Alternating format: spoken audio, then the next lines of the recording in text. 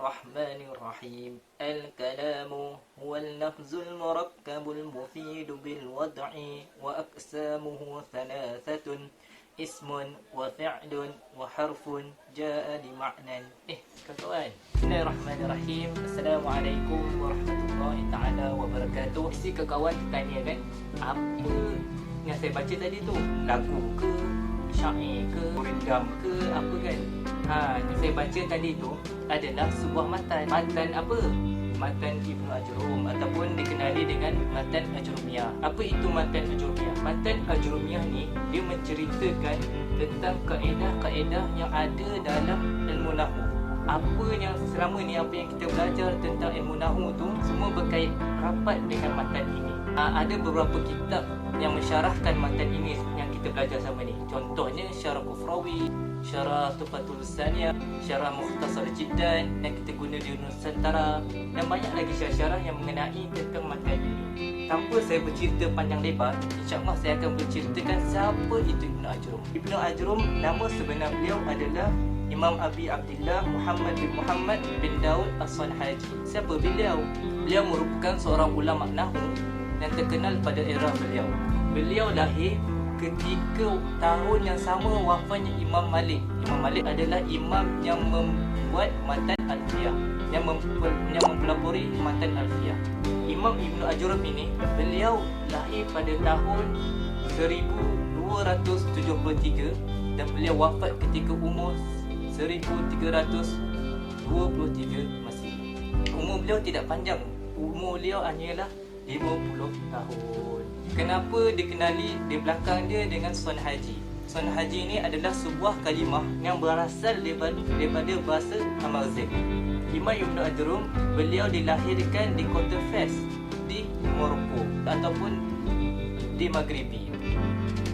Beliau merupakan keturunan yang hebat. Kenapa dikenali dengan Sanhaji? Sanhaji itu diambil daripada bahasa Amazigh yang membawa maksud sufi. Atuk beliau, atuk pada Imam Ibnu Ajrum adalah seorang sufi, orang yang hebat. Apa yang ada dalam matan Ibnu Ajrum ni? Matan Ajrumiyah ini tidak kita sebagai seorang penuntut ilmu ataupun seorang orang panggil budak-budak yang tak matang, kita hendaklah mempelajari matan Ibnu Ajrum ini terlebih dahulu, barulah kita boleh untuk belajar, untuk lebih memahami nahwu itu daripada sudut lain pula.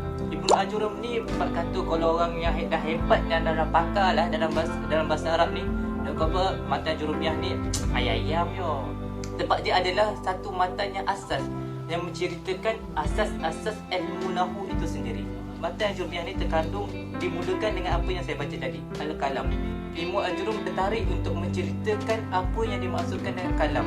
Kalam itu adalah kalam percakapan kita. Ibnu Ajrum mensyarahkan kalam itu adalah wal lafzu al-murakkabu al-mufidu bil wad'i. Satu lafaz yang murakkab, yang tersusun, yang mufid, yang memberi faedah bil wad'i. Dalam keadaan dia satu lafaz kalam, satu kata-kata yang kita katakan yang keluar daripada lisan kita, daripada lidah kita, satu kata-kata yang keluar dan yang memberikan, mendatangkan manfaat ataupun mendatangkan satu makna yang berfaedah. Itu yang dimaksudkan oleh Ibnu Ajrum. Dalam matan Ajrumiyah ni juga dimulakan dengan bab apa itu babul i'rab, kemudian diikuti dengan alamat i'rab, bab marfu'at, kemudian diikuti dengan bab mansubat, kemudian diikuti dengan bab makhfudat. Ilmu nahwu ni terbagi pada dua, mengikut ulama Basrah, mengikut ulama Kufah. Ulama Kufah dalam bab mahfudat mereka menggunakan perkataan mahfudat, tapi dalam ulama Basrah mereka menggunakan majrurat. Itu perbezaan di antara ulama Kufah dan Basrah yang dapat kita lihat dalam matan Ajrumiyah. Ada lagi perbezaan yang kita boleh dapati.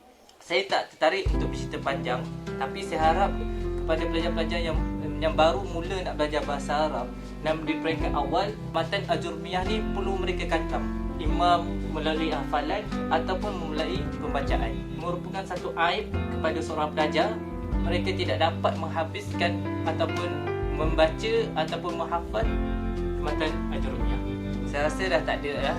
Bukannya terhentinya bahasa ataupun terhenti belajar kita itu setakat di matan Ajurumiyah, tapi kita mendalami lagi matan-matan yang lain, matan Alfiyah contohnya, dan dengan syarah Imam Malik. Lepas tu matan yang lain, matan dalam ilmu lain, contohnya ilmu balaghah, bayan, ma'ani dan sebagainya. InsyaAllah, jika bumi Mesir itu dikenali dengan bumi ilmu, dan bumi Maghrib ini juga dikenali dengan bumi keindahan bahasa lughah. Semoga Allah membukakan pintu hati kita untuk kita lebih memahami ilmu nahwu wa sarf.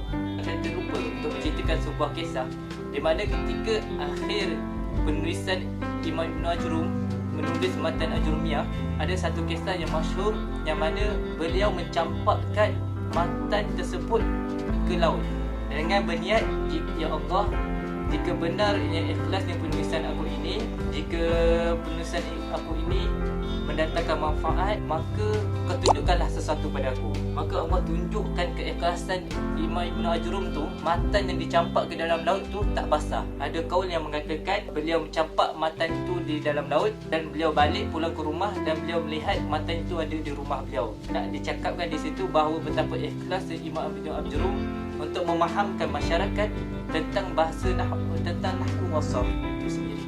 Saya harap itu je. Saya tutup saya punya penyampaian dengan sebuah kaul, unzur ila ma qala wa la tanzur ila man qala. Lihatlah kepada apa yang disampaikan, janganlah kalian lihat kepada siapa yang menyampaikan. Mungkin dengan melihat siapa yang menyampaikan mungkin kalian boleh membenci, tapi dengan apa yang disampaikan mungkin boleh buat kalian mencintai. Hadza wallahu a'lam. Saya mengucapkan ribuan terima kasih pada Esko Pendidikan kerana membuka ruang untuk ahli-ahli PNM untuk menyampaikan bahawa satu ilmu itu tidak mampu untuk ditambah ataupun tersebar melainkan dengan menyampaikan. Baligh anni walau ayat, sampaikanlah daripada aku walaupun satu ayat. Itu aqama qaul Rasulullah sallallahu alaihi wasallam. Rasulullah bersabda, sampaikan daripada baginda walaupun satu ayat. Itu dah tugas kita sebagai tugas seorang penuntut ilmu untuk menyampaikan kepada masyarakat.